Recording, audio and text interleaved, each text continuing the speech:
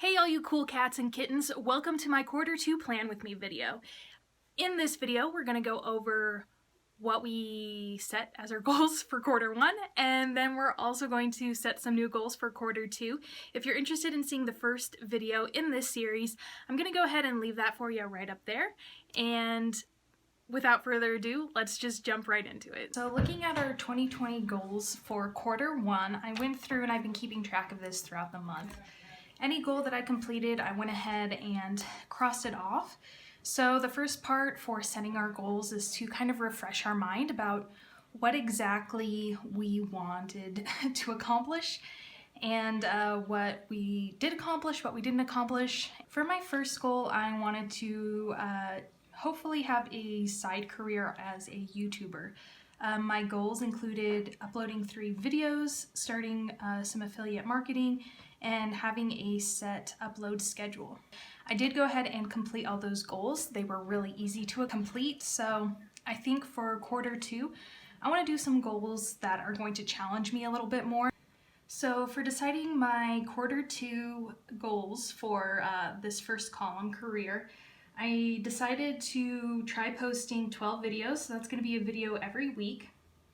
Upgrading my video editor, which technically I've already done, but just kind of like maybe I should change it to learning my video editor. And then my third goal would be for building a community, whether that's on YouTube or Instagram, hopefully both, and try to shoot for a high number. Doubling my subscribers from this month would leave me at just under 50 followers. Moving on to my next goal, which is my financial goals. I wanted to save for an emergency fund as well as a Japan fund and build the budget spread for my Japan trip. So I did reach all of those saving goals this past quarter. I'd like to create a savings account for my Japan savings and then an emergency account, preferably one with a high interest savings account. So that way, as it sits in there waiting for emergencies, it can build up interest. I also would be interested in completing a debt spread as well as a savings spread or a savings tracker, so that way I can get a visual representation of how much I've actually saved and keep my goals for those savings amounts in mind. My third column here is for my recreation. So this past month I did go travel to Horsetooth, which is a local reservoir where I live. And for quarter 2, I want to go to Mount Rushmore. So to do that, I'll need to create a savings spread. Moving on to my fourth column, which is my spiritual goals, creating habits and traditions. As you can see, for quarter 1, I did celebrate Imbolc as well as Ostara, which were the holidays that came up in quarter 1. And I did a gratitude journal, which I posted a video for. That's going to go ahead and be linked up in the top right corner. Continuing on to my quarter 2 goals, I would like to work on my grimoire, celebrate more holidays that are going to show up in the second quarter, and then setting aside some holy days or days for my spiritual practice, whether that's once a month or once a week, to really hone into that intuitive side, which I have a hard time focusing on. My fifth column is about my health. I wanted to focus on my mental health and mental healing. Here in quarter 1, I created a mood tracker. As you know, I did not stick with it. I wanted to go to therapy and I wanted to journal. And as for journaling, is this journaling every day, journaling every once in a while? But I really want to hammer this down about what this exactly means. So I think for quarter 2, I really want to focus on joining more of a community. That's something I talked with my therapist about. So joining some community events, probably once a month.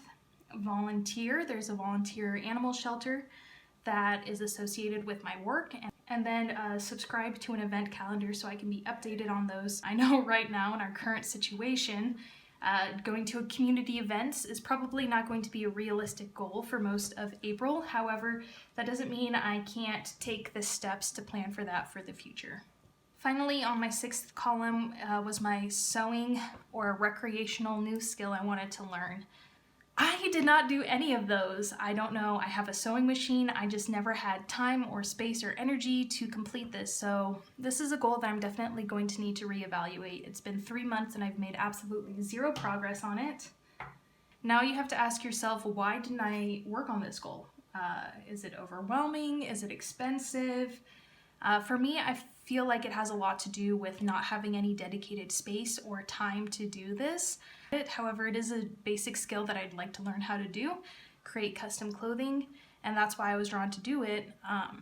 So I think a baby step for me would be to create a space for this, or maybe pivot completely and choose a different recreational challenge for myself.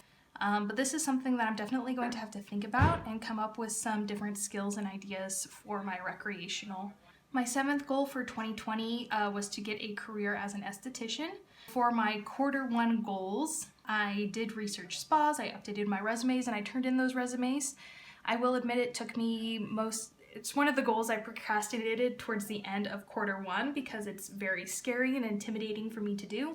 And now, of course, since we're in this pandemic, a lot of luxury places that would possibly hire me literally cannot because they're closed. So I feel like I made good progress taking a lash extension class and turning in my resumes in person. This is gonna sound ridiculous, but I really hate going and talking to people in person. I feel like I give off the wrong impression. It makes me nervous.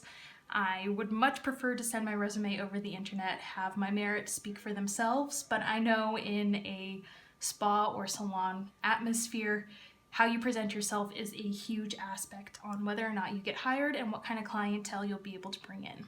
So finally, on my 8th column here, which is my relationship and family, I did complete most of this. I wanted to keep in contact with my grandma. I wanted to continue to go on at least one date night a month with my husband, and I wanted to have girls' night. I think having friends that are girls is very important for me. Although we did go on multiple date nights throughout this first quarter, it wasn't recorded anywhere. So I think an important goal for Q2 would be to go through and record what the actual date nights were. And as for this girls' night, as you can see, I didn't really progress with that. I am okay with slowly easing myself into friendship. And that wraps up my goal setting for Q2 in 2020. Thank you so much for watching this video all the way through till the end. If you enjoyed this content, be sure to subscribe, like, share it with your friends. I'm trying to get up to 100 followers by the end of the year. And until next time, I hope you have a beautiful day. Bye-bye.